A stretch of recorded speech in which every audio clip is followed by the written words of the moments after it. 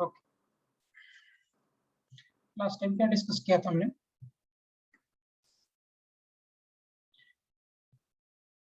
Last क्या discuss किया था एनीवन? ये बता दूं।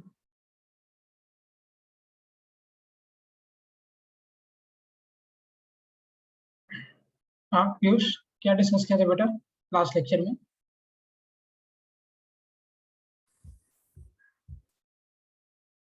अच्छा, प्लेन ऑफ सिमेट्री कर लिया था। ओके, लैडर प्रॉब्लम भी हो गया।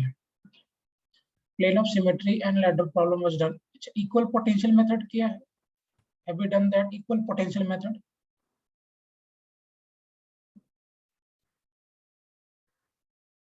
ओके, मेरा आवाज थोड़ा डाउन रहेगा, I am not having proper health today.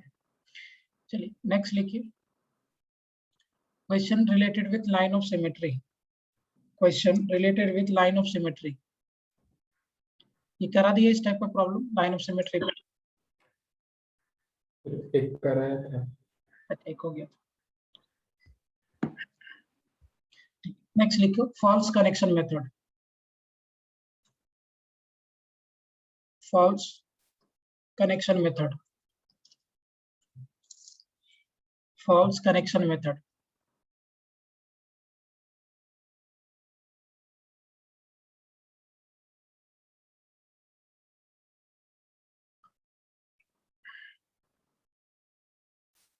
false connection method. I'll take this question by question से समझते हैं इसको।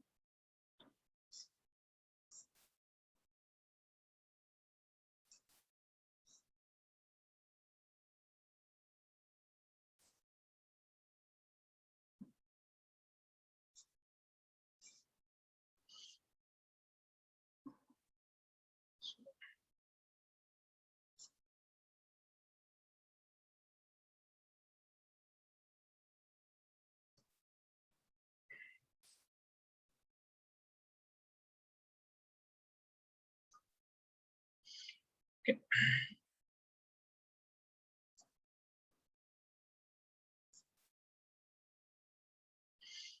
So यहाँ से मान लो करंट का एंट्री है and this is the point from where there is the exit of current. So current इस पॉइंट से एंटर कर रहा है और करंट इस पॉइंट से एग्जिट कर रहा है ना? सारा रेजिस्टेंस इस केस में दिया है, this is of R O, R O, R O, R O. So all the resistance is of R O. आपसे पूछा गया find out the equivalent resistance point about point A and B. Find equivalent resistance about point A and B. So A point और B point के cross आपको equivalent resistance find out करना है इस case में। देखो, ये फॉल्स कनेक्शन मेथड क्या कहता है? In this false connection method आप एक चीज समझिए इसमें, अगर मैं इनपुट करंट को और आउटपुट करंट को डिस्ट्रीब्यूट इंटरचेंज कर दूं, तो अभी करंट यहाँ से इनपुट कर रहा था, यहाँ से करंट आउटपुट कर रहा था। अगर जो यहाँ पे आउटपुट कर रहा था, instead of that if you are taking input here और यहाँ से अगर हम आउटपुट कर दे और करंट का जो फ्लो है अगर वो चेंज ना करे अबाउट पर्टिकुलर पॉइंट, तो आप देखो इस पॉइंट के अबाउट आप सोचोगे तो करंट का फ्लो चेंज नहीं कर रहा है।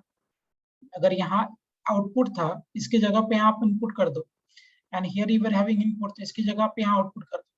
सो अगर मैं इनपुट को और आउटपुट को इंटरचेंज कर दो, तो जिस पॉइंट के बाद आप इंटरचेंज कर रहे हो वहां का जो कनेक्शन है ना वो फॉल्स होता है, बेकार बनाता है कनेक्शन। इसका मतलब है कि यही सर्किट में ये जो कनेक्शन था यहाँ पे, दिस कनेक्शन हियर, ये कनेक्शन आपका बेकार था। Implies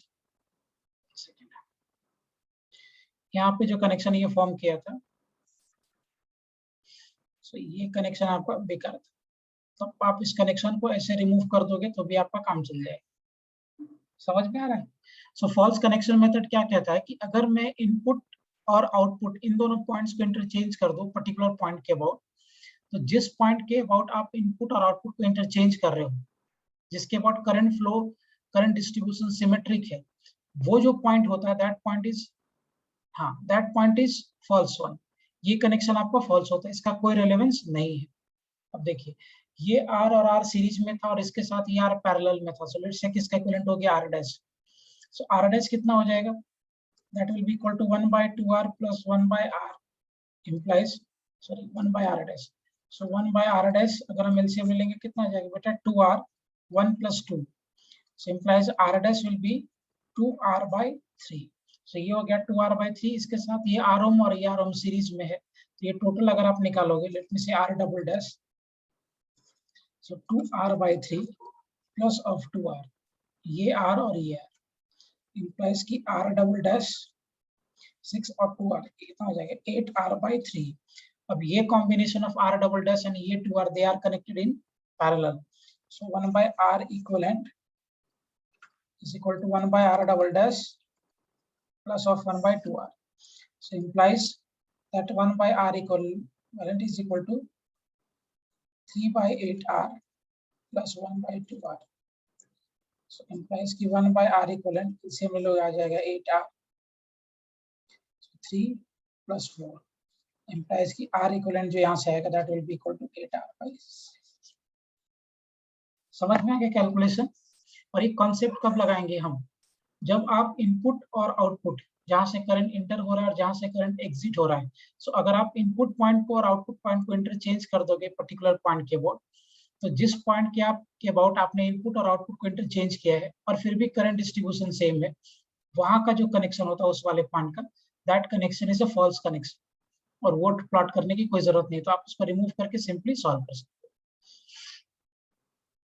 is it clear?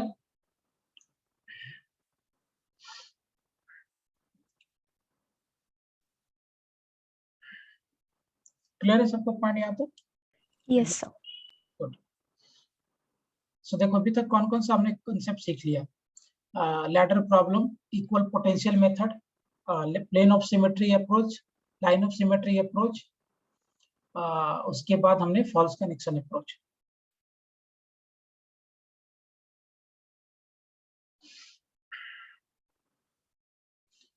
Agreed? आगे बढ़े।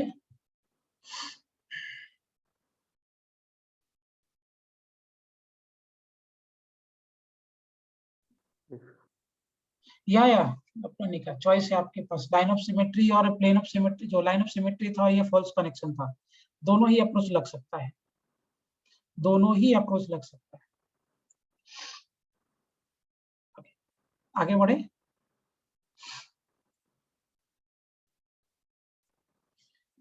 क्लियर सार्थक, समझ में आगे कैलकुलेशन है बेटा? Good, very good.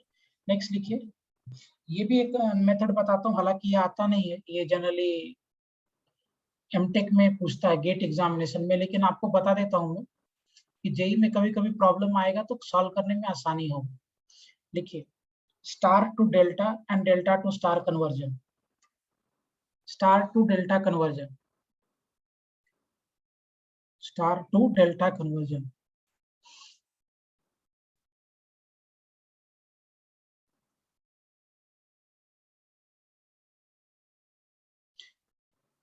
Star to delta conversion, पता है ये formula, star to delta, delta to star का approach.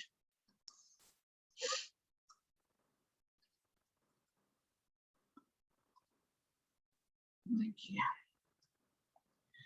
Star to delta and delta to star, इसको हम लोग ट्रांसफॉर्म करेंगे। मान लो मेरे पास एक स्टार अरेंजमेंट है,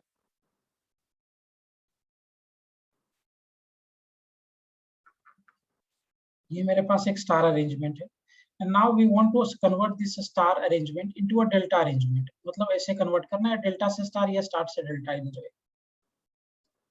इसको मान लो ऐसे कनेक्ट करना है।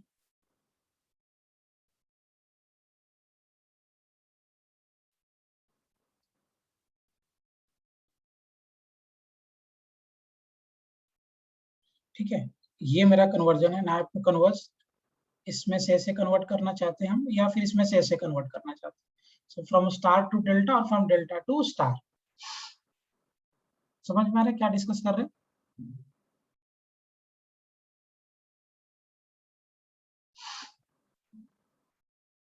यस। ओके, मान लो इसी पॉइंट्स को हम कन्वर्ट करेंगे। So let me have this point as A1, ये वाला मेरा पॉइंट 2 है, ये पॉइंट 3 है, अगेन ये पॉइंट 1 हो जाएगा, पॉइंट 2, पॉइंट 3। मान लो ये रेजिस्टेंस आपका R1 है, ये रेजिस्टेंस आपका R2 और ये रेजिस्टेंस R3 है। ये रेजिस्टेंस आप मान लेते हैं R12, R23 and R13. So now we want to convert this from star to delta and from delta to star. कैसे अप्रोच करेंगे इसको?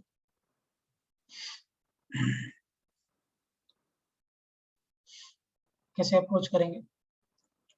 देखो, पॉइंट 1 और पॉइंट 2 के अबाउट अब चलिए। सो पॉइंट 1 और पॉइंट 2 के अबाउट हम जाते हैं। So what we can write from here, क्या हम लिख सकते हैं? That R1 plus R2, we are going from point 1 to point 2, यहाँ से लेकर यहाँ तक जा रहे हैं 1 2। अब देखो यहाँ पे ये और ये आपका सीरीज में है, उसके साथ ये पैरेलल में है। So what will be having, 1 और 2 के अबाउट निकालो स्टार में, और 1 और 2 के अबाउट निकालो डेल्टा में। सो स्टार में तो पता है, यहाँ पे अगर आप निकालोगे डेल्टा में कितना आ जाएगा बेटा?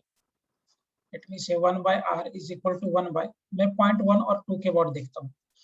सो 1 by R13 plus R23 by 1 by R12। So 1 by R कितना हो जाएगा? Will it be equal to R12 plus R13 plus R23 by R12 into R13 plus R23। implies अगर आप इसको रिवर्स कर दोगे, so R will be equal to R12 into R13 plus R23 by R12 plus R23 plus R13। ये होगा ना 1 और 2 point के word. So this can be written as R1 plus R2 is equal to this we are having R12 into इसको अगर हम multiply करके रख दें तो कितना आ जाएगा? R12 into R13 plus R12 into R23 by R12 plus R23 plus R13। Let me have this as equation number 1।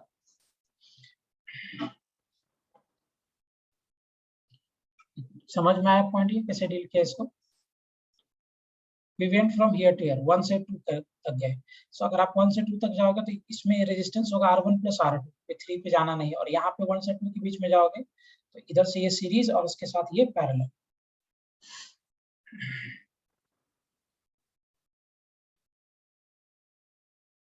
Am I clear?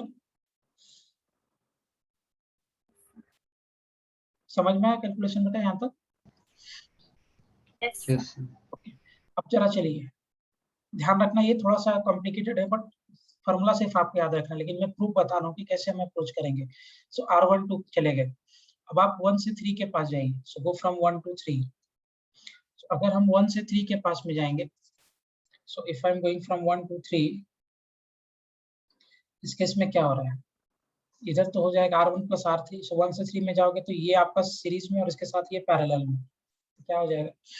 1 by R will be equal to 1 by R12 plus R23 plus 1 by R13।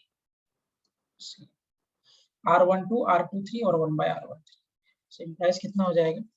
that 1 by R is equal to 1 by R13 plus R12 plus R23 by R13 R12 plus R23। so R from here will be equal to R13 into R12 plus R13 into R23 by R13 plus R12 plus R23, and this will be equal to R1 plus R3, and this is equal to R13 plus R12, sorry, R13 into R12 should be equal to R13 into R12 plus R13 into R23 by R13 plus R12 plus R23। Let me have this as equation number। दो equation form हो गए, एक equation यहाँ पे form हो गया, दूसरा equation यहाँ पे फॉर्म कर लिया। समझ में आ गया दोनों इक्वेशन कैसे डिराइव किया? सो दैट ये हमने किया था इसके क्रॉस 1 और 2 के क्रॉस, और ये हमने इधर किया 1 और 3 के क्रॉस। अब हम करते हैं 2 और 3 के क्रॉस फ्रॉम दिस पॉइंट। अगर आप 2 और 3 के लिए क्रॉस देखो, 2 और 3 के क्रॉस, सो जब हम 2 और 3 के क्रॉस देख रहे हैं तो क्या हो जाएगा इस केस में, R12 और R13 they are in series है, इसके साथ ये पैरेलल में है। सो इंप्लाइज कि 1 by R is equal to 1 by R23 plus 1 by R12 plus R13। So 1 by R कितना हो जाएगा बेटा, will it be equal to R12 plus R23 plus R13 by R23 into R12 plus R13 3 implies R will be equal to R23 into R12 plus R23 into R13 by R12 plus R23 plus R13, and this is cross 2 and 3, so will it be equal to R2 plus R3 is equal to R23 into R12 plus R23 into R13 by R12 plus R23 plus R13. Let me have equation number 3. समझ में आ रहा है calculation?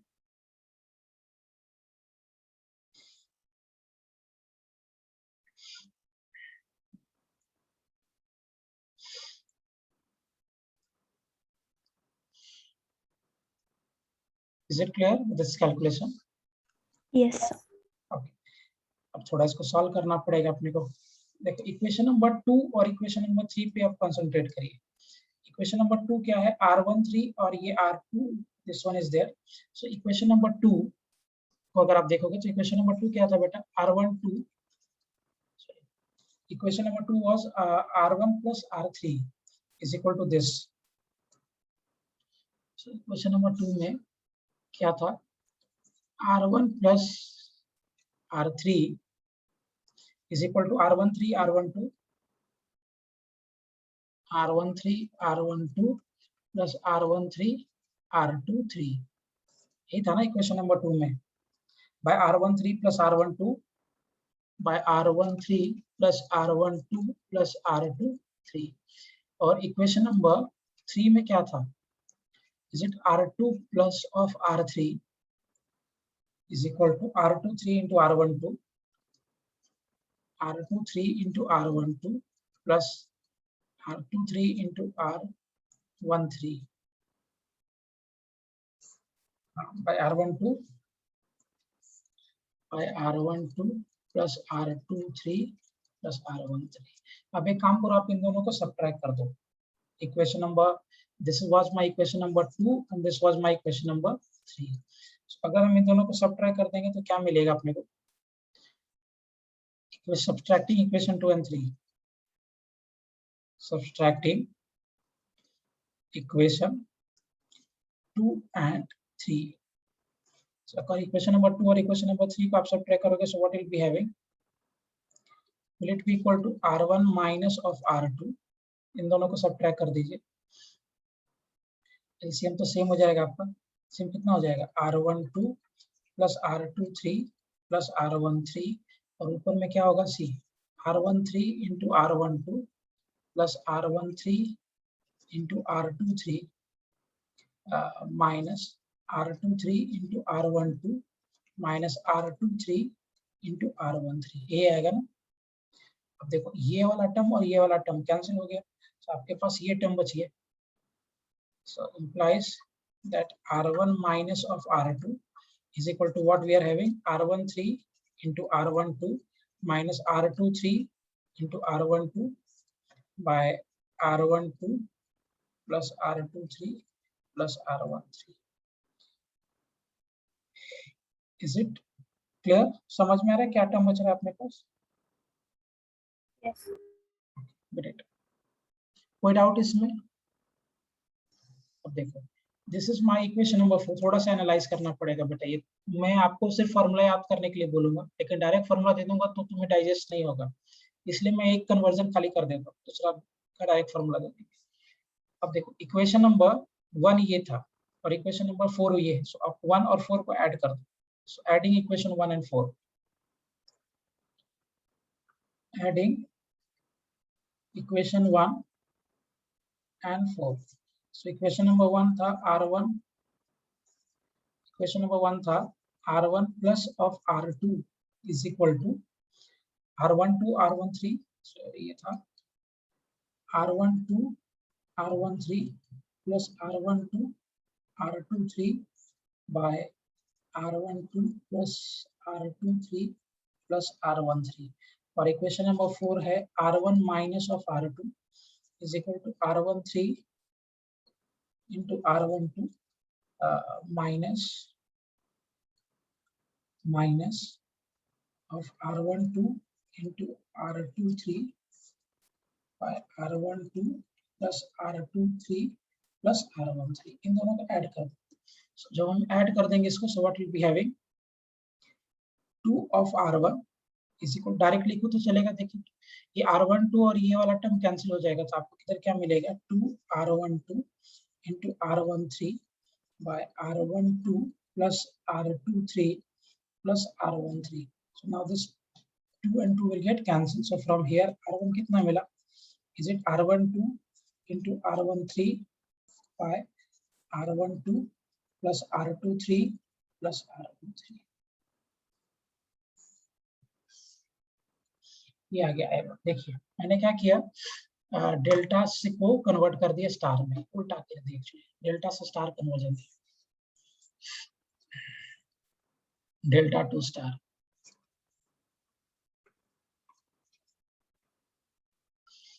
So we were having this delta, और delta को हमने किस में convert कर दिया, स्टार में। So instead of R12 आप ऐसे भी इसको प्लॉट कर सकते हैं। ये कितना आ गया, R1 is equal to R12 into R13 by R12 plus R1 plus R12 plus R1 R23 plus R13।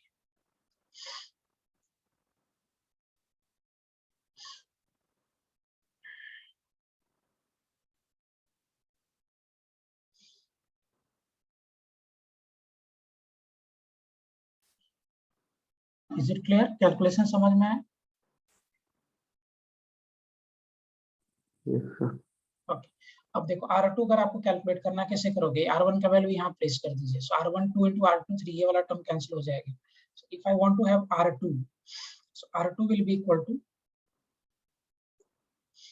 R2 कितना हो जाएगा यहाँ से, R2 will be equal to R12 into R23 by R12 plus R23 plus R13. This will be my R2. Check कर लो calculation एक बार R2 का। The calculation of R2 is this. मैंने क्या किया, ये जो R1 का टर्म था यहाँ पे प्लेस कर दो, तो ये इधर चला जाएगा, नेगेटिव हो जाएगा एक्चुअली। सो R12 R13 कैंसिल हो जाएगा, तो सिर्फ क्या बचेगा, R12 into R23।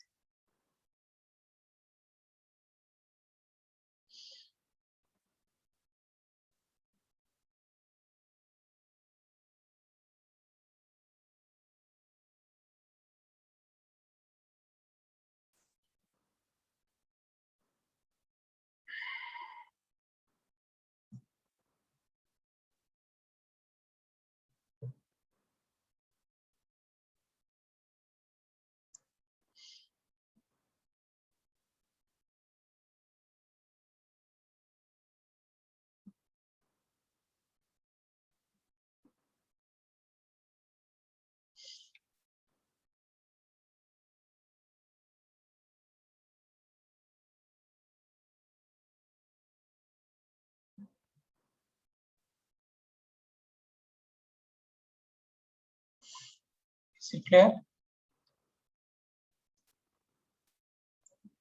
समझ में आया पॉइंट सभी को? अच्छा इसी वे में, वेरी गुड, अगर आप इसी वे में कन्वर्जन इसका करोगे, R3 निकालना चाहोगे, so what will be R3, R13 into R23 by R12 plus R23 plus R13. So this will be my R1, R2 and R3. यही मेरा हो जाएगा। देखिए सो हमने क्या किया, अभी इनके डेल्टा से हमने स्टार में कन्वर्ट कर दिया। तो उसको वाइस वर्सा उल्टा भी कर सकते हैं, स्टार को हम डेल्टा में भी कर सकते हैं, डेल्टा को स्टार में भी कर सकते हैं। मैं शॉर्टकट फॉर्मूला बता देता हूँ कैसे निकालेंगे, बट फिलहाल आपको ये समझ में आना चाहिए कैलकुलेशन। सार्थक, कौशिक, प्लनिका, क्लियर है बेटा तीनों को ये पॉइंट? Very good. अब देखो फॉर्मूला लिखेंगे तो इतना थोड़ी करते बैठेंगे हम लोग, हमें थोड़ा इतना करना है। अगर आपको ये फॉर्मूला लिखना है टू कन्वर्ट दिस, देखिए ये मेरा स्टार से मुझे डेल्टा में कन्वर्जन करना है। डायरेक्ट फॉर्मूला लिखने के लिए आना चाहिए हमें, लेकिन आपको प्रूफ बताया मैंने जस्ट फॉर नॉलेज की, आपको पता होना चाहिए आया कहां से है। Let me have this point as 1, this point as 2, and this point as 3. ये वाला पॉइंट मेरा 1, 2 एंड 3 हो गया। ठीक है, अच्छा इसका रेजिस्टेंस आप R1 ले लो, let me have this resistance as R2 और ये रेजिस्टेंस आप R3 ले लो। ये मेरा स्टार है। Now we want to convert this into delta, so delta में कन्वर्ट करने के लिए आपको क्या करना पड़ेगा, ये रेजिस्टेंस हो जाएगा R12, ये रेजिस्टेंस हो जाएगा R23 और ये रेजिस्टेंस हो जाएगा R13। so ये स्टार था, we have to convert this into delta, या डेल्टा को हम स्टार में कन्वर्ट करेंगे, आइदर वे। देखो so पहले अगर आप डेल्टा को स्टार में कन्वर्ट करोगे तो आप कैसे करोगे समझना फॉर्मूला। मान लो मुझे R1 लिखना है, R1, so आपको क्या करना है R1 लिखने के लिए, ये R1 आपको लिखना है, so R1 के लिए क्या करोगे, ये इसका जो नजदीक वाला दो साइड है इसको मल्टीप्लाई कर दो ऊपर में। So for writing R1 what will have to do, देखो ये R1 लिखने के लिए मुझे क्या करना पड़ेगा, R1 will be equal to R12 into R13 by R12 plus R23 plus R13 total खत्म। ये R1 के जो नजदीक वाला दो साइड है उसको लिखना है। जैसे मान लो मुझे R2 लिखना है, if I have to write this R2, R2 क्या हो जाएगा, देखिए R2 में ये जो नजदीक वाला दो साइड है which is equal to what, R12 into R23 by R12 plus R23 plus R13. Am I clear?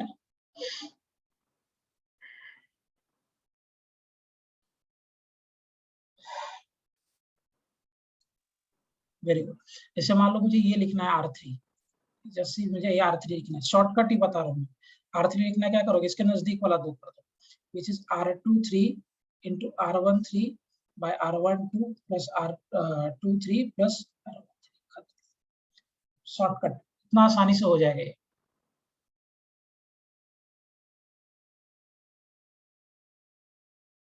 Okay, clarity है, समझ में है? अगर मुझे R1 लिखना है तो R12 into R13 by R12 plus R13 plus R23 खत्म। अगर आपको R2 लिखना है तो दो नजदीक वाला, R2 के लिए R12 into R23 by R12 plus R13 plus R23 खत्म।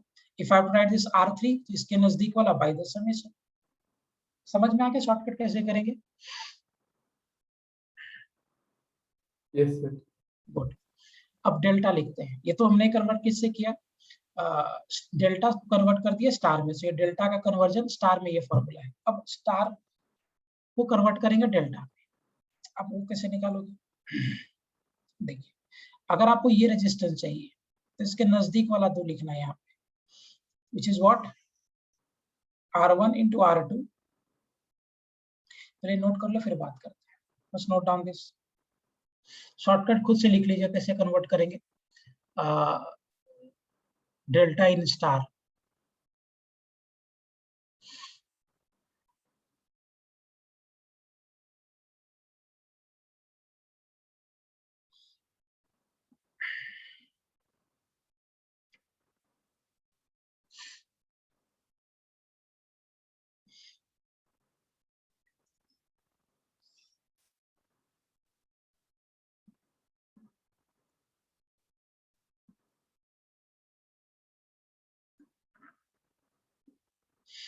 Point 1, point 2, point 3.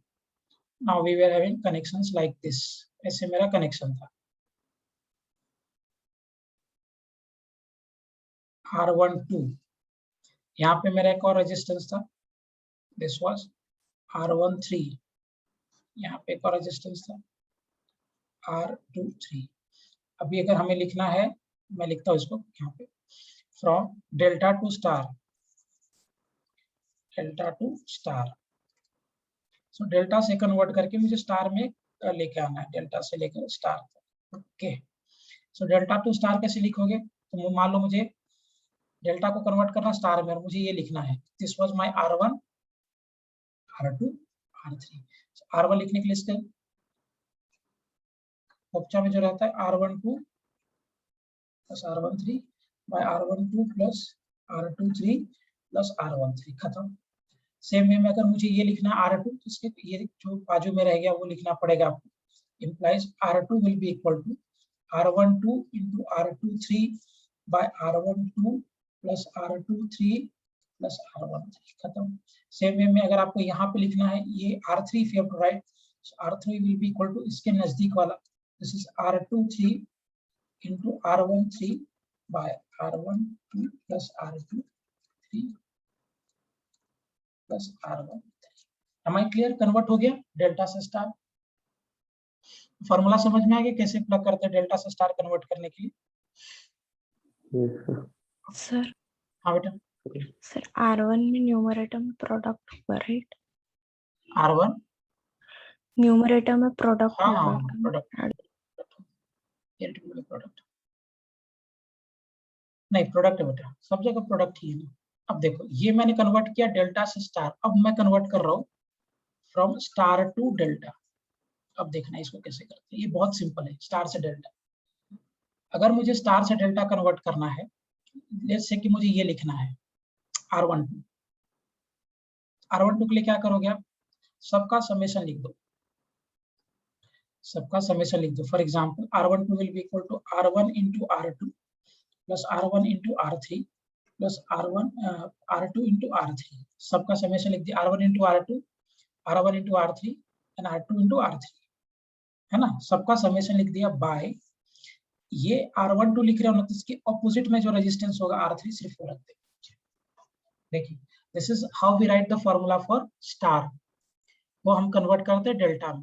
तो स्टार को जब आप कन्वर्ट, ये स्टार को अगर हम डेल्टा में कन्वर्ट करेंगे, so R12 will be R1 into R2, R1 into R3, R2 into R3 by R12 के जो ऑपोजिट वाला रेजिस्टेंस है उसको मुझे नीचे रखना पड़ेगा।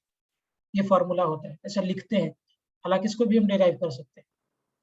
इन द सेम वे मैं डेरिवेशन नहीं करूंगा अभी, मान लो इसको मुझे लिखना है R13 को, लेट्स से हाँ R13 को लिखना है, so R13 will be equal to what, R1 into R2 plus R1 into R3 plus R2 into R3 divided by R13 के जस्ट ऑपोजिट वाला रेजिस्टेंस कौन सा है, R2।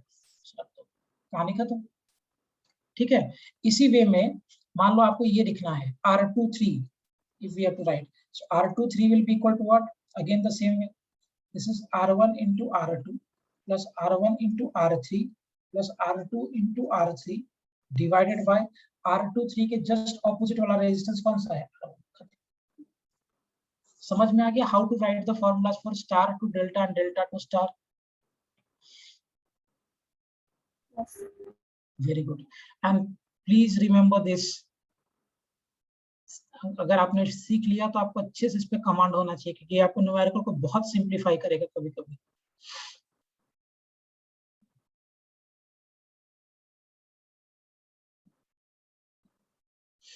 तो यहाँ पे मैंने डेल्टा से स्टार किया, डेल्टा से स्टार करने में क्या है कि आपको ये लिखना है, मान लो R1 तो इसके नजदीक वाला बाय द टोटल का समेशन। अगर आपको डेल्टा स्टार को डेल्टा में कन्वर्ट करना है तो सबका R1 R2 R2 R3 सबको लिख के बाय इसका ऑपोजिट वाला विच इज R3 है।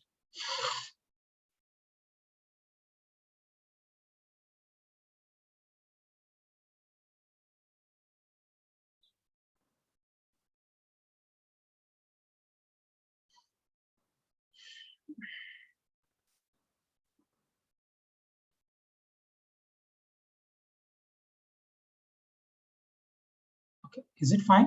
आगे बढ़े।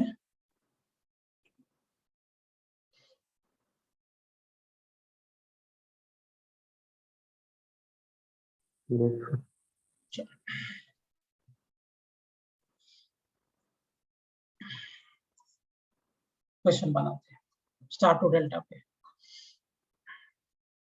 I'll take the question from the exam itself. Question क्या रहा है आपसे?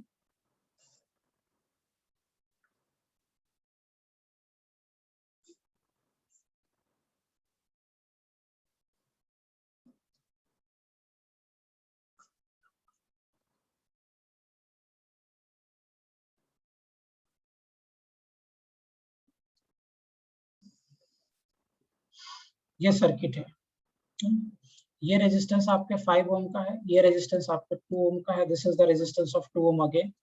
ये रेजिस्टेंस 10 ओम का है। This resistance is of 2 ohm and this resistance is of 10 ohm. और आपसे ये वाला पॉइंट x और ये पॉइंट y आपसे पूछा जा रहा है find equivalent resistance about x and y। Find equivalent resistance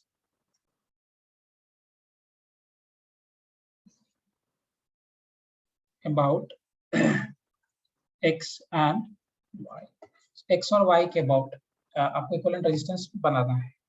ये एग्जाम का है वो सवाल है।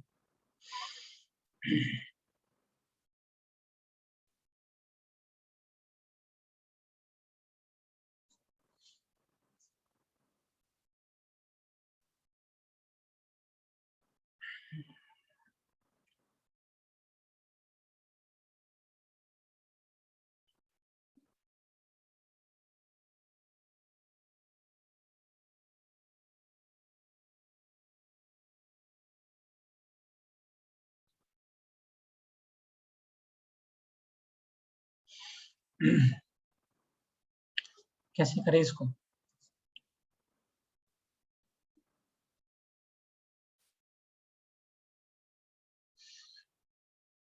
डेल्टा अरेंजमेंट है ना इस केस में। देखो ऊपर वाला अरेंजमेंट आपको डेल्टा दिख रहा है।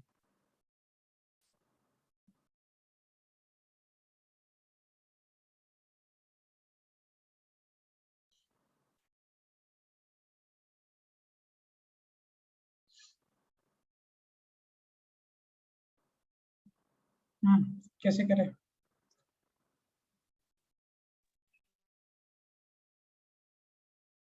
सर हम्म सर ये जो बीच में है 2 ओम के 3 रेजिस्टर वो स्टार अरेंजमेंट में है, हाँ, राइट? उसको डेल्टा में कन्वर्ट कर दो। यस।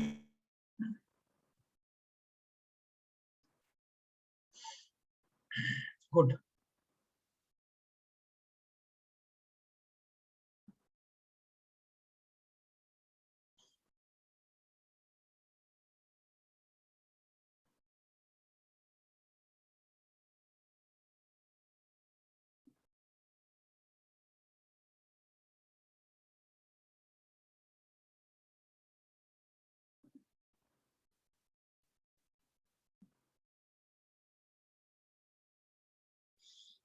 ऐसे सर्किट को सॉल्व करना आसान नहीं है। इसको कन्वर्ट करें, मैं भी करूँ साथ में।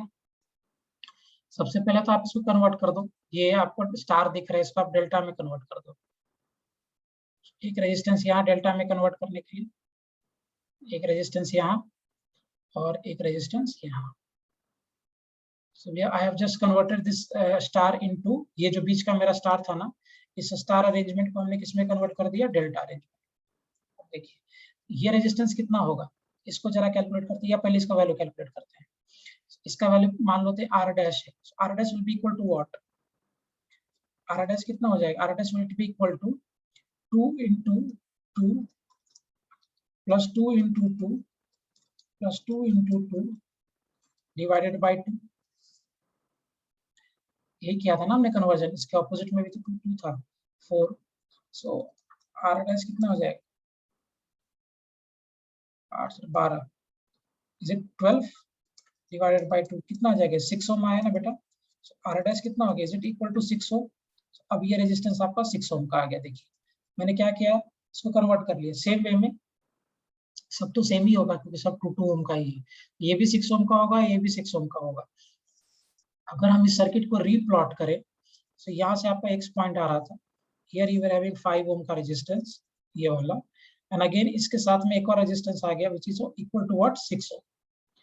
ठीक है, उसके बाद यहाँ पे आपके पास कितना था? 10 ओम का रेजिस्टेंस था।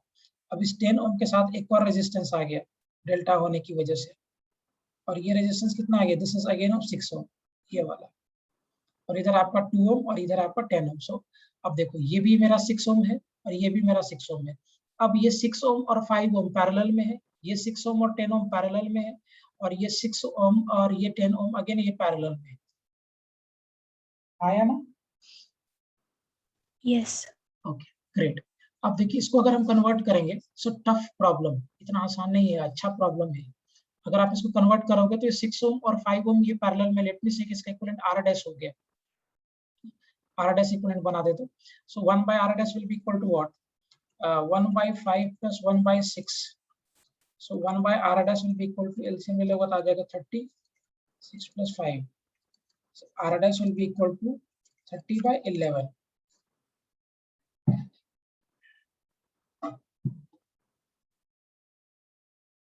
Is it correct? 30 by 11? Yes. Yes.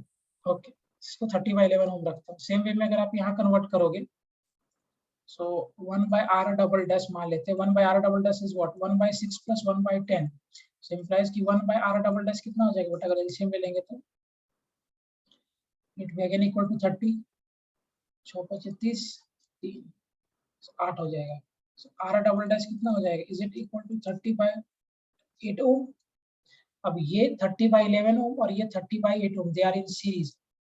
सो अगर ये सीरीज में है तो इसका एलसीएम निकाल के सॉल्व करें, बन जाएगा भी कैलकुलेशन आगे, मैं नहीं करता हूँ फिर।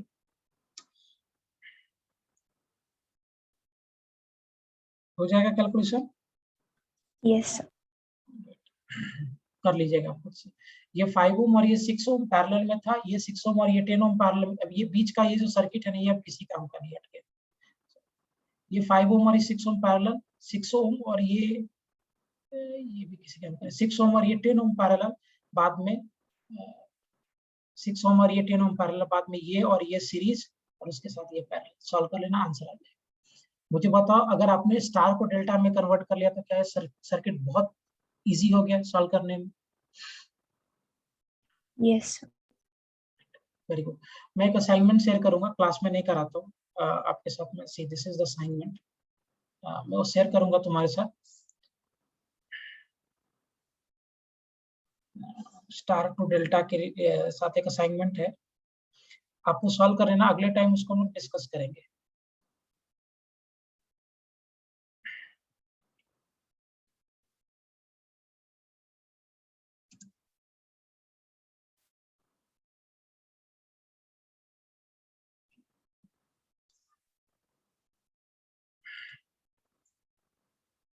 ओके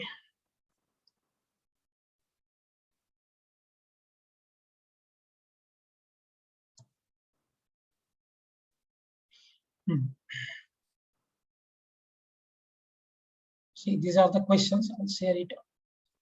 ये क्वेश्चंस है, आप लोग ये क्वेश्चन सॉल्व करना। नेक्स्ट टाइम हम लोग इस क्वेश्चन पे बातें करेंगे। दिस वन, ठीक है? Am I clear? अभी नहीं करता, हो जाएगा, सॉल्व करोगे?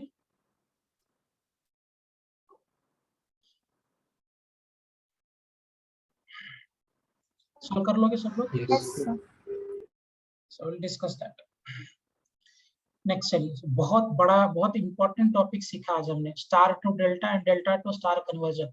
एंड बेटा आप लोग इसका फॉर्मूला का डेरिवेशन पे मत जाना, मैंने ऐसे ही बता दिया ताकि तुम्हें आइडिया रहे कि होता कैसे है, लेकिन ये फॉर्मूला लिखते कैसे हैं, डेल्टा से स्टार और स्टार से डेल्टा, ये पता होना चाहिए सबको। घर पे एक बार फिर से दोबारा से जरूर लिखना इसको, फॉर्मूलास और R23 सबको करके इसके opposite and so on. So star to delta and delta to star, how we write the formula is very very important. वो एक बार दोबारा सब लोग प्रैक्टिस करो। आगे बढ़ते हैं। अब ये सब अगर सब कुछ फेल हो गया, मान लो फॉल्स कनेक्शन फेल हो गया, सिमेट्री अप्रोच फेल हो गया, लाइन ऑफ सिमेट्री फेल हो गया, इन्फिनाइट वाला प्रॉब्लम, सब कुछ अगर फेल हो गया, स्टार डेल्टा फेल हो गया, आखिरी में आपके पास एक ही हथियार है, Kirchhoff's current law and Kirchhoff's voltage law. उससे प्रॉब्लम बनेगा ही बनेगा, KCL एंड KVL, ठीक है? बिफोर गोइंग देयर कुछ क्वेश्चंस करते हैं। और मान लो कि आपका एक रेजिस्टेंस ऐसे है, समथिंग लाइक दिस, और इसका रेडियस इस वे में। नहीं बेटा पीयूष, ये और ये सीरीज में होगा, ये R dash and R double dash ये दोनों सीरीज में होगा, और इसका जो अरेंजमेंट आएगा इसके साथ ये वाला कॉम्बिनेशन पैरेलल में हो जाएगा। क्लियर? ओके, नाउ सी, ये मेरा मान लो कोई कंडक्टर है इस वे में, है ना, और करंट यहाँ से एग्जिट कर रहा है, करंट यहाँ से इंटर कर रहा है, सच दैट कि ये वाले साइड का मेरा जो रेडियस है वो बी दिया है, और इस वाले साइड का रेडियस मुझे ए दिया हुआ है। इसका मटेरियल का रेजिस्टिविटी रो दिया है ओम मीटर। आपसे पूछ रहा है कि find out the resistance of this conductor. Find resistance of this conductor.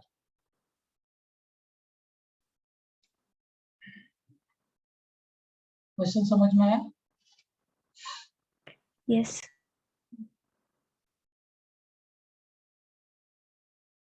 कर लो, फिर केसीएल और केवीएल चालू करते हैं डिस्कस करते हैं।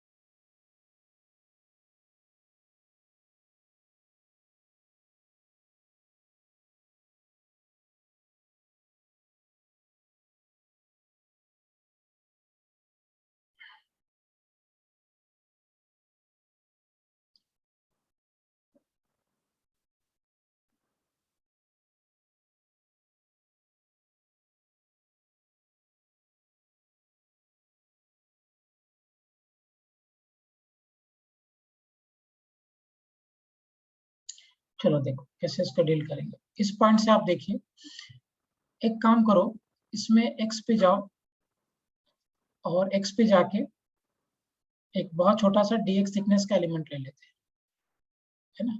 एक बहुत छोटा सा dx थिकनेस का एलिमेंट ले लें।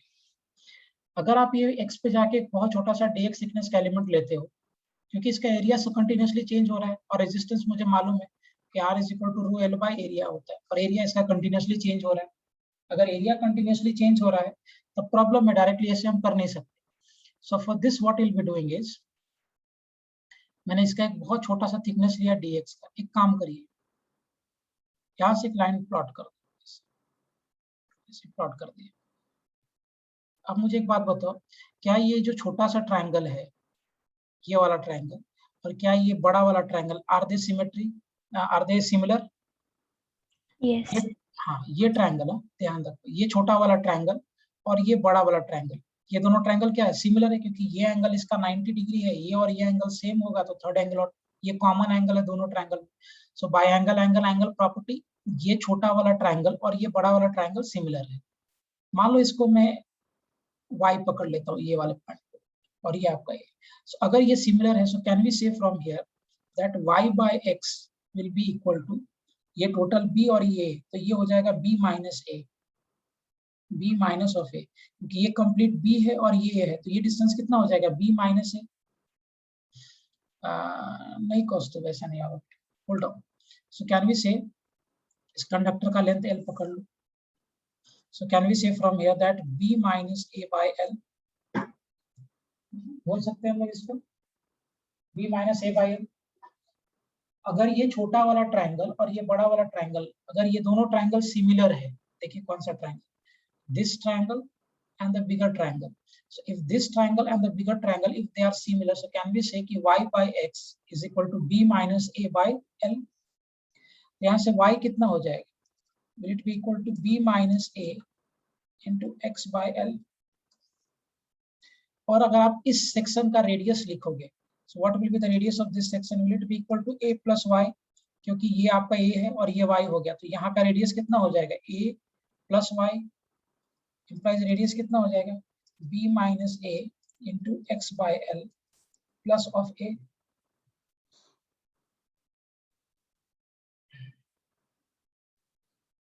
यस और नो? Am I clear? समझ रहे बेटा सबको कैलकुलेशन?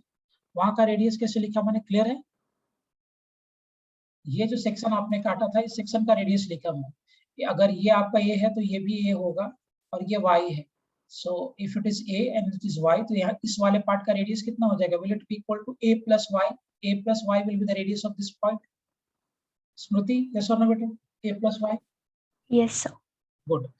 अब अगर ये a प्लस वाई हो गया, अगर आप यहाँ का रेजिस्टेंस लिखते हो डी आर, सिर्फ इतने वाले पार्ट का, तो रेजिस्टिविटी तो चेंज हो नहीं रहा, इंटू डी एक्स, क्योंकि लेंथ आपने यहाँ पर डी एक्स थिकनेस लिया है, और एरिया, एरिया का मतलब हो गया pi r square. So d r is equal to rho into d x over pi r square, यहाँ का क्रॉस सेक्शन ले. अब प्रॉब्लम क्या है यहाँ पे कि डी एक्स में ये एक्स भी वेरिएबल है और आर भी वेरिएबल है, तो इंटरचेंज कर लेते हैं. या तो आप x को r के टर्म में रख दो या r को x के टर्म में रख दो. मैं x को r के टर्म में रख देता हूँ क्योंकि लिमिट मुझे a और b के टर्म में चाहिए. सो फॉर दैट इसको इक्वेशन नंबर 1 बना लेते हैं. मुझे r मालूम है, b माइनस 1 ये पता है, इसको डिफरेंशिएट कर दो x के रिस्पेक्ट में. सो dr by dx is b minus a by l into dx by dx plus 0, क्योंकि कांस्टेंट था डिफरेंशिएशन 0 हो जाएगा. सो dr by dx will be equal to b minus a by l. So from here dx को हम क्या लिख सकते हैं, can we write dx as, dx को हम क्या लिख सकते हैं, l by b minus a into what, dr. लिख सकते हैं क्या dx को ऐसा, dr by dx is b minus a by l. अगर हम dx को इधर शिफ्ट कर दें तो can we write dx as l by b minus a into dr. Can we write this, ऐसे लिख सकते हैं? यस. ओके. अब ये जो dx है वैल्यू आप यहाँ प्लेस कर दीजिए. So I do in the next page. So implies कि dr capital r resistance stand करता है रो इनटू dx की जगह p वैल्यू रख दिया यहाँ पे. So l by b minus of a into dr by I into r square.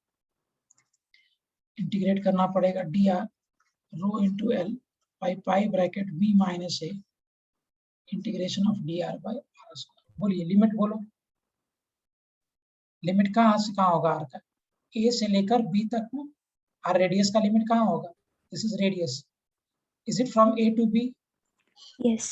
Okay. So radius का लिमिट लिखिए आप a से लेकर b तक, this is from 0 to r. So dr का इंटीग्रेशन हो जाएगा r from 0 to r is equal to rho into l by pi bracket b minus 1.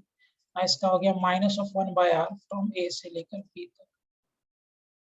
सो ये हो गया r rho into l by pi bracket b minus l 1 by a minus of 1 by b, क्योंकि ये minus sign की वजह से उल्टा हो जाएगा. So r will be equal to rho into l b minus a by pi b minus a into what a b, LCM ले लिया a b b minus a. अब b माइनस a कैंसिल हो जाएगा. So from here resistance will be equal to rho into L by pi. This is the final answer.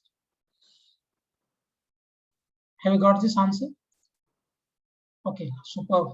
कौस्तुभ तुम्हारा सही था बेटा. Clear हो गया सबको ये calculation? It's a good question, HC Verma book का एक क्वेश्चन है.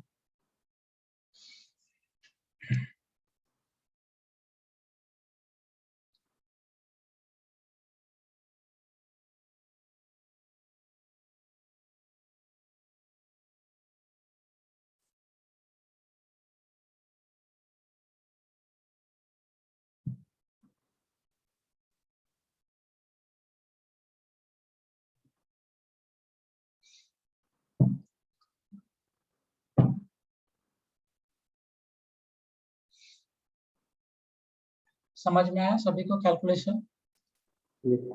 Okay, very good. हाँ एक सेकंड ना दीदी. वैसे good question, HC Verma book का है मेंस के लिए, नीट में नहीं आएगा. अच्छा, इस बार का नीट का पेपर देखा तुम लोगों ने? This year NEET paper yes sir. Yes, sir. कैसा था पेपर?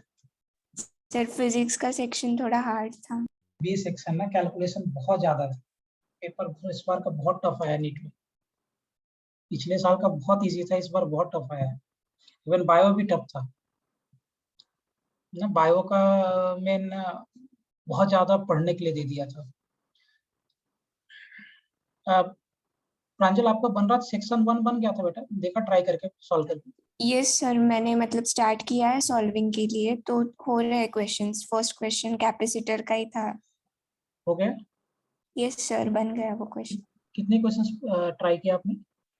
सर मैंने पहले बायोलॉजी वगैरह लिया था, फिजिक्स अभी स्टार्ट किया तो जस्ट 10 to 12 क्वेश्चंस हुए हैं सॉल्व। अच्छा, हो गए सारे? हो रहे थे? ये सर थोड़ा बीच में आया था मतलब, पर हो गया सॉल्व। फॉर्मूला सिर्फ ध्यान रखना, और जितने भी चैप्टर्स हमने किया अभी तक सबका फॉर्मूला एक जगह करके रखो। इस बार का पेपर टफ था, होपफुली कट ऑफ थोड़ा नीचे जाएगा, 580 570 के आसपास जाना चाहिए। पता नहीं क्या होता है। लास्ट ईयर लगता 580 गया था ना, 580 था last year government medical college के लिए।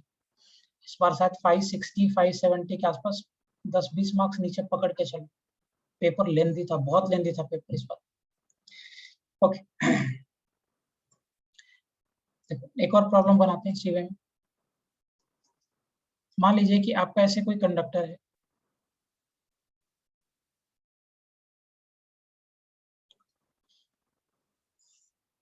so it's something like this.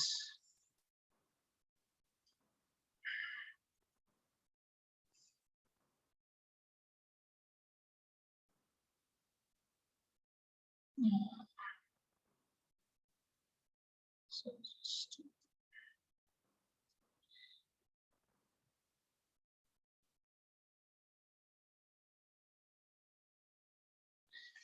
Let's say कि ये मेरा कोई कंडक्टर है, इसका सेंटर इधर है, और इसका इनर ये वाला रेडियस ए दिया है, इनर रेडियस ए, और इसका आउटर रेडियस बी मालूम है मुझे।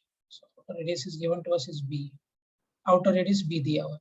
सो इनर रेडियस ए है, आउटर रेडियस बी है। आउटर रेडियस बी, और इसका रेजिस्टिविटी दिया है rho KG per metre cube, sorry density लिख दिया। इसका रेजिस्टिविटी मालूम है रो इनटू ओम मीटर।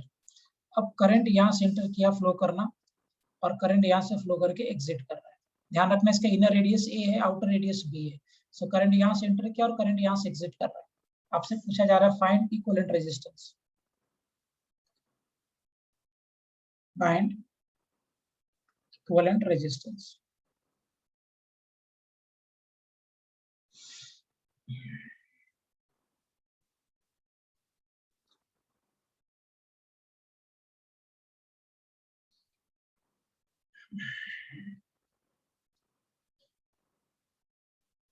हाँ, square cross section.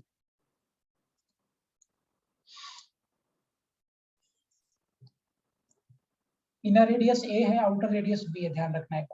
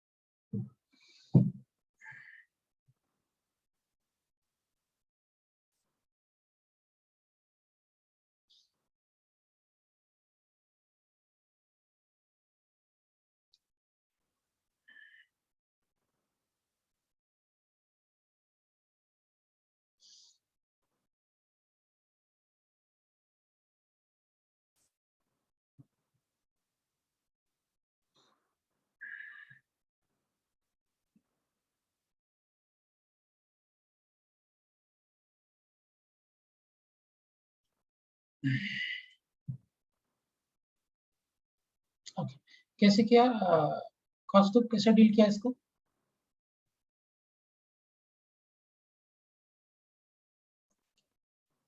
Kaustubh, how you have done this बेटा? Sun resistance is rho L by so दिया हाँ, और फिर थीटा अज्यूम किया है कि वो एंगल मेड एट सेंटर है बाय बोथ एंड पॉइंट्स।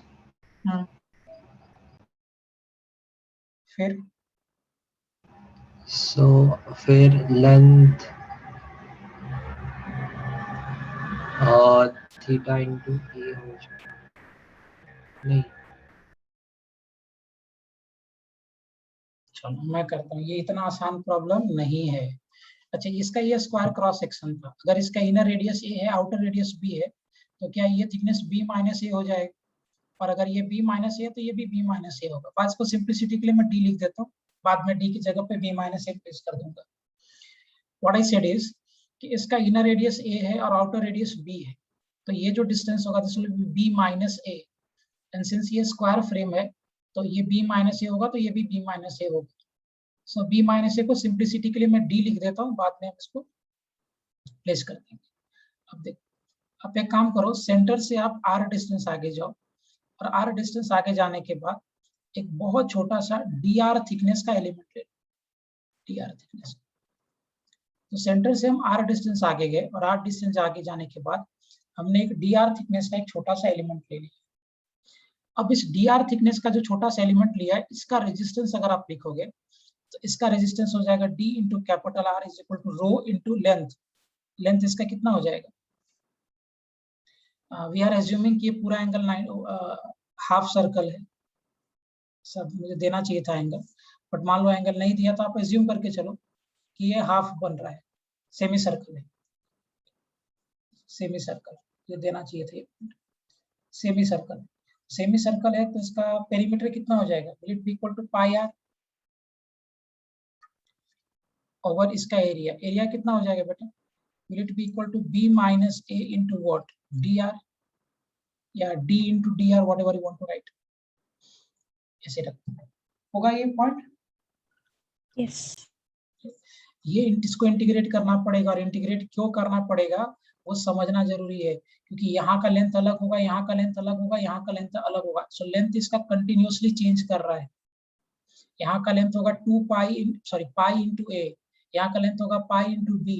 सो जैसे जैसे आप यहाँ से आगे बढ़ते जा रहे हो ना, लेंथ आपका चेंज हो रहा है, तो आप डायरेक्टली नहीं लगा सकते। तो फॉर दैट मैंने क्या किया, यहाँ से आर पे गए और आर पे जाके डी आर का थिकनेस ले लिया। तो ये जो एलिमेंट बना, इस एलिमेंट का resistance let me say is d r, d into capital r. So rho into इसका length which is pi r, semi circle बोला है मैंने, ओवर इसका area, cross sectional area, this is b minus A into D r, क्योंकि इसका thickness D R है और इसका ये हाइट बी माइनस ए है, तो ये जो एरिया होगा this will be B minus A into D R, this will be my area, correct. Now once we are having this, अब देखिए, अब प्रॉब्लम क्या है ना कि ऐसा जितने भी आप डी आर लोगे, एक डी आर, दो डी आर, तीन डी आर, ये सारे डी आर कैसे कनेक्टेड है, सीरीज में कि पैरेलल में? पैरेलल। ये ध्यान रख, ऐसे इंटीग्रेट होगा नहीं, क्योंकि डी आर नीचे है। तो ये डी आर, एक ये डी आर, एक ये डी आर, जितने भी डी आर है ना, सारे डी आर किस में कनेक्टेड है? पैरेलल में। Since they are connected in parallel, so can be say कि 1 by r equivalent will be equal to 1 by of dr, इंटीग्रेट करना पड़ेगा। So implies कि 1 by r equivalent will be equal to integration of b minus a into dr by pi into rho into r. Right? So implies that 1 by r equivalent is b minus a into rho into pi integration of dr से r. r का limit बोलो, is it from a to b? Yes sir. A to b जाएंगे, so therefore from here 1 by r equivalent will be equal to b minus a over rho into pi ln r from a से लेकर b. So 1 by r equivalent will be equal to b minus a into rho into pi ln b minus of ln a. log A minus log B is log A by B. So this will be 1 by R equivalent is B minus A into ln B by A over rho into pi. So implies, so R equivalent हो जाएगा rho into pi over B minus A into ln B by A. This will be the since इसका length change हो रहा था तो length change होने की वजह से हमें ऐसा कैलकुलेशन है ना। यहाँ पे लेंथ कुछ अलग होता है, यहाँ का लेंथ होता है पाई इंटू ए, यहाँ पे होता है पाई इंटू बी। सो यहाँ से जैसे जैसे आप आगे जाओगे लेंथ कंटिन्यूअसली बढ़ता जाएगा। सो अगर लेंथ बढ़ता जाएगा तो अकॉर्डिंगली रेजिस्टेंस भी चेंज होता जाएगा। सो देयरफॉर मुझे आर पे जाकर डी आर का एलिमेंट काट के इसमें से इंटीग्रेट करना पड़ेगा।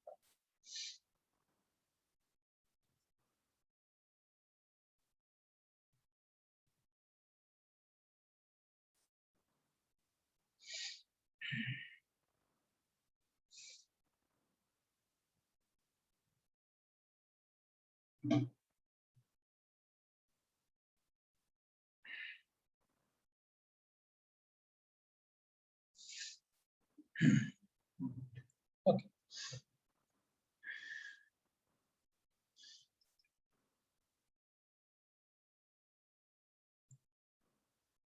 डन हो गया कैलकुलेशन क्लियर।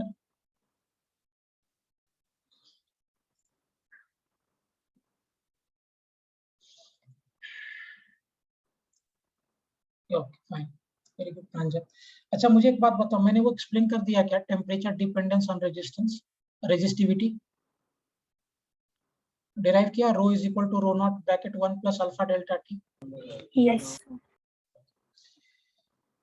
ऐसे क्वेश्चन और भी बना सकते हैं हम लोग, एक और बना दो क्या ऐसे, यहाँ से भी करंट पास करा सकते हैं। यहाँ तो करंट ऐसे पास कराया था, मान लो अगर ऐसे करंट पास कराए तो अगर इसी क्वेश्चन को थोड़ा मॉडिफाई करें और अगर हम सेम क्वेश्चन को थोड़ा मॉडिफाई करते हैं, जैसे स्क्वायर बेस आपको फिर से just modify the question.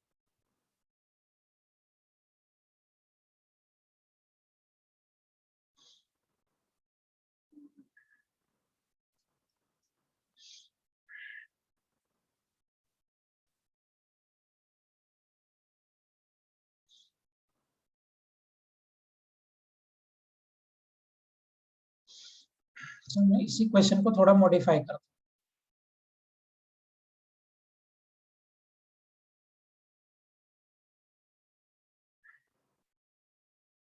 Assume करके चलो कि ये भी सेमी सर्कल है सेम वे में, ये इसका सेंटर है and this is having inner radius as A and outer radius इसका बी दिया है, इनर रेडियस ए दिया है। अब इस केस में बोल रहा है कि करंट यहाँ से फ्लो करके जा रहा है, ऐसे इंटर हो रहा है और करंट यहाँ से एग्जिट हो रहा है, मतलब ऐसे करंट फ्लो हो रहा है इस डायरेक्शन में। मटेरियल का रेजिस्टिविटी दिया है rho KG per metre cube, ये स्क्वायर क्रॉस सेक्शन है। आपसे पूछा गया find out the resistance, power density क्यों लिख रहा हूं मैं, इसका रेजिस्टिविटी है रो ओम मीटर, पूछा गया फाइंड रेजिस्टेंस।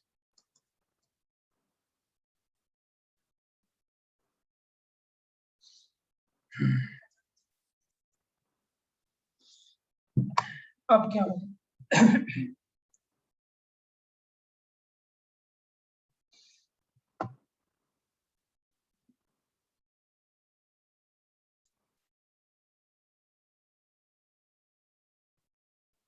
ध्यान रखना है सेमी सर्कल।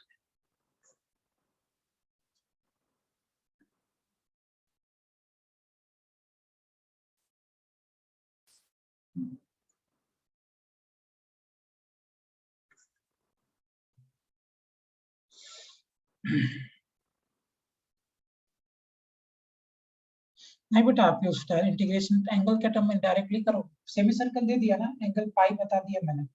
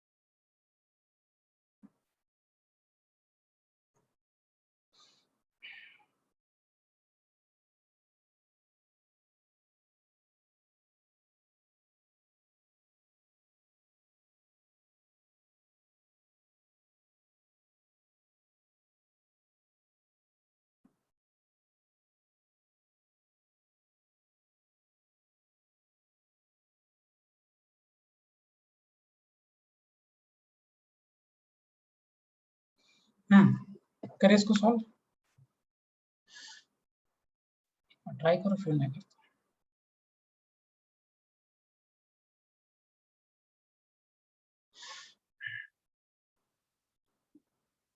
यस स्मृति, सीरीज में होगा बेटा।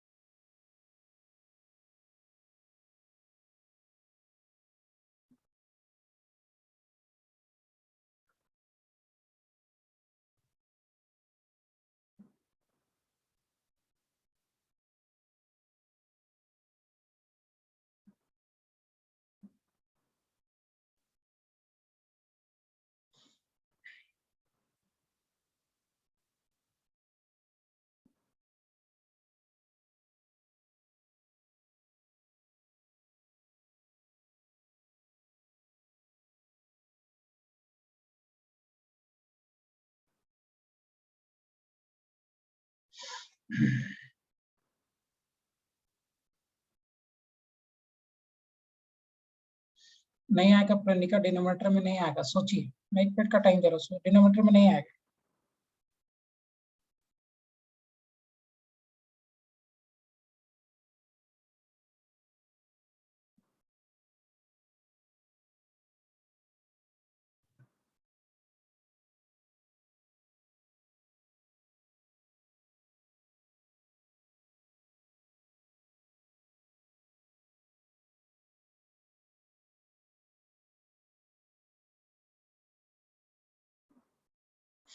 चलो देखो मैं करता हूँ इसको, नहीं कुछ तो, हाँ क्रॉस सेक्शनल एरिया चेंज हो रहा है इस केस में। अब क्या करो, तो same way we are going, जैसे हमने पिछले बार किया था। यहाँ पे भी हम एक काम करते हैं, यहाँ से हम जाते हैं D R, R distance radius जाओ, और आर पे जाके आप एक छोटा सा एलिमेंट काट लो डी आर थिकनेस का। so, अगर हम आर पे जाके एक छोटा सा एलिमेंट कट कर रहे हैं, नहीं करंट ऐसे फ्लो कर रहा है, करंट का डायरेक्शन में आपको सोचना पड़ेगा बेटा, 1 second, let me solve this. So आप यहाँ से आर पे जाओ, और आर पे जाके आप एक काम करो, डी आर थिकनेस का एक ऐसे एलिमेंट कट कर लिया, डी आर थिकनेस का, तो ये इसका एलिमेंट कट किया मैंने डी आर थिकनेस का। अब क्या होगा इस केस में, what will be in this case, area कितना होगा,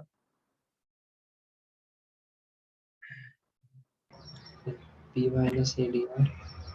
इसका रेजिस्टेंस पक्का लो डी आर, तो पहले डी आर लिखते हैं, डी आर कितना होगा, rho into d into small r by area. अच्छा इस केस में जो करंट पास कर रहा है, वो करंट किधर से पास कर रहा है, क्रॉस सेक्शनल एरिया से पास कर रहा है कि कर्व्ड सरफेस एरिया से पास कर रहा है, curved surface curved surface area से। इसका एरिया कितना हो जाएगा, ये सेंस अगर स्क्वायर दिया मैंने, तो ये b minus A, so this will be equal to b minus of a into pi into r, होगा b minus a into pi into r।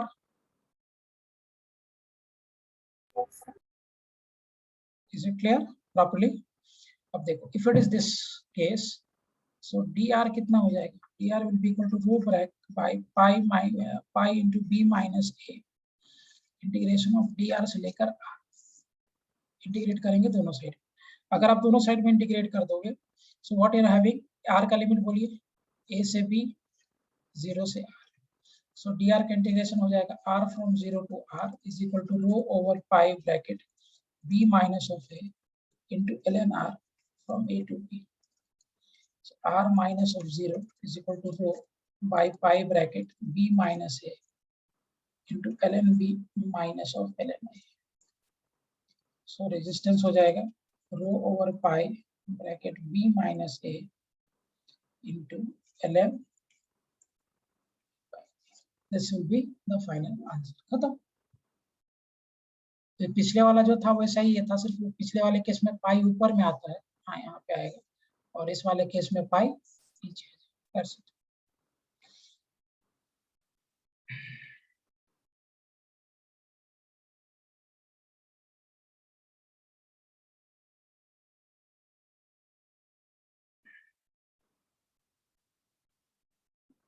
समझ में आ गया point? Is it clear? Yes.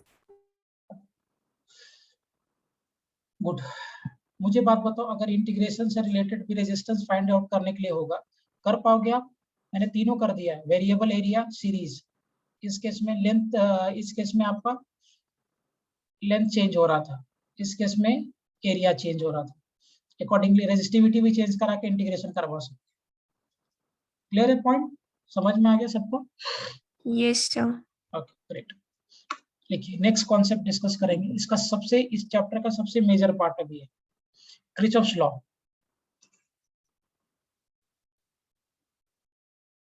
Kirchhoff's law, ये अच्छे अच्छे problems है, good problems. Kirchhoff's law, Kirchhoff's law is a very very important form concept.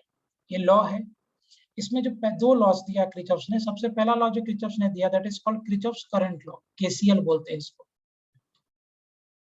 इसका मतलब हो गया किरचॉफ्स करंट लॉ, किरचॉफ्स का current law. Now what does this law says? ये जो लॉ है किरचॉफ्स का current law, this is based on law of conservation of charge. ये बेस्ड है law of conservation of charge पे। पता है क्या होता है ये? What is this law says? इसको नोड लॉ भी बोलते हैं। नोड पे मान लो कि ऐसे मेरा कोई पॉइंट आ रहा है, ये मेरा एक नोड है, जंक्शन है, और इस जंक्शन पे मान लीजिए यहाँ से करंट I1 आ रहा है और इधर करंट जा रहा है I2 एंड I3। तो किरचॉफ्स ने क्या बोला कि जंक्शन पे भाई जितना चार्ज इंटर कर रहा है, जंक्शन से बाहर भी उतना ही चार्ज जाना चाहिए। तो जंक्शन पे चार्ज कंजर्व्ड होगा, मतलब जितना चार्ज इसके पास पहुंच रहा है उतना चार्ज इधर से मूव कर जाएगा। ऐसा नहीं होगा कि जंक्शन पे चार्ज स्टोर नहीं होगा। So the amount of charge which is coming to the junction is equal to the amount of charge which is leaving the junction. तो जंक्शन पे कितना चार्ज पहुंच रहा है? I1 पर सेकेंड पर यूनिट टाइम में, और यहाँ से कितना चार्ज लीव कर रहा है? I2 per unit time and I3 per unit time. So according to KCL यानी Kirchhoff's current law, it says that I1 will be equal to I2 plus of I3, है ना? ये कौन से कॉन्सेप्ट पे बेस्ड है? This is based on law of conservation of charge. This is based on law of conservation of charge.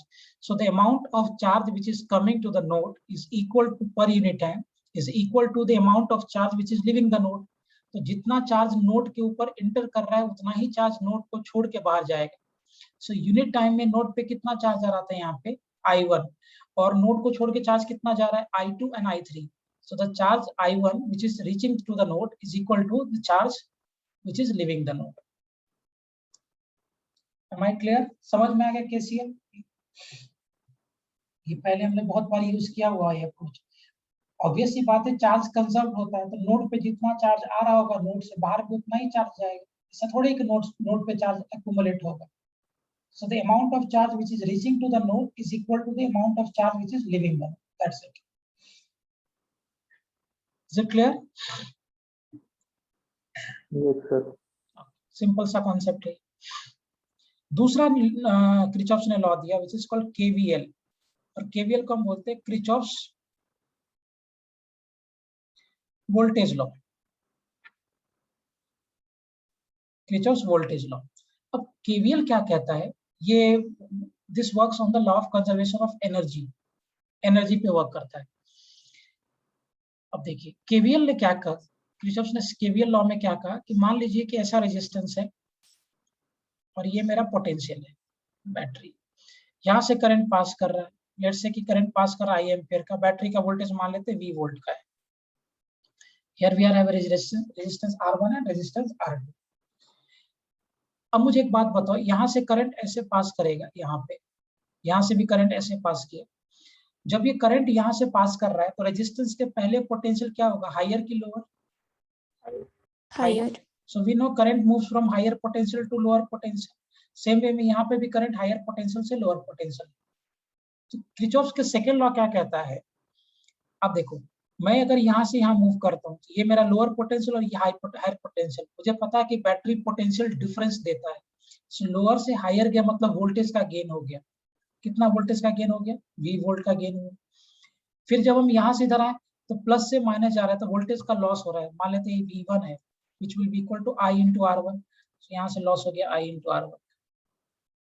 फिर यहाँ पे गए तो यहाँ पे फिर से वोल्टेज का लॉस हो जाएगा, let's say V2 which is I into R2, तो यहाँ पे भी वोल्टेज का लॉस हो गया R, और वापस हम यहाँ चलेगा दैट इज इक्वल टू 0। मतलब अगर आप सर्किट में जिस पॉइंट से मूव कर रहे हो, अगर आप घूम के वापस उसी पॉइंट पे चले जाओ तो आपका पोटेंशियल डिफरेंस 0 होगा। ऐसा क्यों होगा, कोई समझा सकता है मुझे? सर्किट में हम जिस पॉइंट से मूव करना स्टार्ट कर रहे हैं, अगर हम सर्किट में घूमते घूमते वापस उसी पॉइंट पे आ जाए, so why I am having potential difference equal to 0? Anyone can explain? Sir electrostat मतलब sir electromagnetic force is conservative. Superb. देखो सब पीयूष, कौस्तुभ, प्रांजल सबने सही बताया, वेरी गुड। इसका मतलब आपको कॉन्सेप्ट क्लियर है। आप सर्किट में जिस पॉइंट से जा रहे हो, अगर आप सर्किट में वापस उसी पॉइंट पे चले जाओ तो आपका वर्क डन 0 हो जाएगा, and potential is nothing but work done per unit charge. तो अगर वर्क डन ही 0 हो रहा है तो पोटेंशियल डिफरेंस भी तो 0 ही होगा, राइट? सो आप यहाँ से मूव करने चले बैटरी के लोअर टर्मिनल से, माइनस से प्लस गए तो वोल्टेज का गेन, V वोल्ट का गेन, यहाँ पे चले गए प्लस से माइनस, तो अगर हम करंट के डायरेक्शन में जा रहे हैं तो वोल्टेज का लॉस होगा। तो प्लस से माइनस किया, पहले मेरे पास प्लस था, अब मेरे पास माइनस हो गया, मतलब यहाँ वोल्टेज का लॉस, फिर यहाँ पे भी वोल्टेज का loss, and ultimately that will be equal to what? 0। So अगर आप सर्किट के लूप में चलते हो और जिस पॉइंट से आप स्टार्ट करते हो वापस घूमते घूमते अगर आप वापस उसी पॉइंट पे आ जाओ, then the potential difference will be 0. And why it will be 0? Because मैंने जिस पॉइंट से स्टार्ट किया है, अगर मैं वापस उसी पॉइंट पे आता हूँ तो वर्क डन मेरा 0 होगा। और वर्क डन क्यों 0 होगा?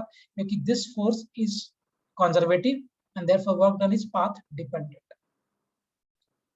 M I clear? समझ में आ गया किरचॉफ का second law, KVL? Yes sir. ये पहले से भी हमने किया हुआ है, बस ये नाम से भी एक बार बता देता हूँ। Kirchhoff's का current law KCL, Kirchhoff's current law is based on law of conservation of charge which says that कि नोड्स पे जितने करंट पहुंच रहा है नोड के बाहर भी उतना ही करंट जाएगा। पर यूनिट टाइम में नोड या जंक्शन के ऊपर जितना करंट आ रहा है जंक्शन से बाहर भी उतना ही करंट जाएगा। दिस इज माय KCL, ये हम बहुत बार कर चुके हैं। KVL क्या कहता है, Kirchhoff's वोल्टेज लॉ, कि आप सर्किट में जिस पॉइंट से मूव करना चाहते हो, आप पूरे सर्किट में घूमते क्लोज लूप में आप घूमते घूमते वापस उसी पॉइंट पे आ जाओ। तो जहां से आपने स्टार्ट किया, if you are coming back there, so the potential difference will be 0। And why it is 0? क्योंकि electrostatic force is a conservative force, और इस केस में वर्क डन पाथ इंडिपेंडेंट होता है। इसलिए जहां से आपने स्टार्ट किया, अगर आप वापस वहीं पे जा रहे हो तो वर्क डन आपका 0 हो जाएगा। Am I clear? समझ में आ गया कॉन्सेप्ट सबको properly?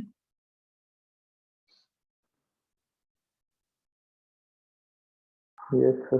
Okay. Is it clear? KCL, KVL both? Yes sir. Yes. ठीक ठीक, अगले टाइम KCL KVL पे प्रॉब्लम डिस्कस करेंगे। आज का लेक्चर क्लियर हो गया बेटा सबको? Yes. Good. I am sharing the assignment on group पे असाइनमेंट शेयर कर देता हूँ स्टार डेल्टा पे। आज आप सॉल्व करोगे, कल हम लोग आगे और बात करेंगे KVL KCL। Is it clear everyone? Yes, sir. Yes. Thank you, sir. Thank you sir. Thank you Thank sir. you. Bye. Bye.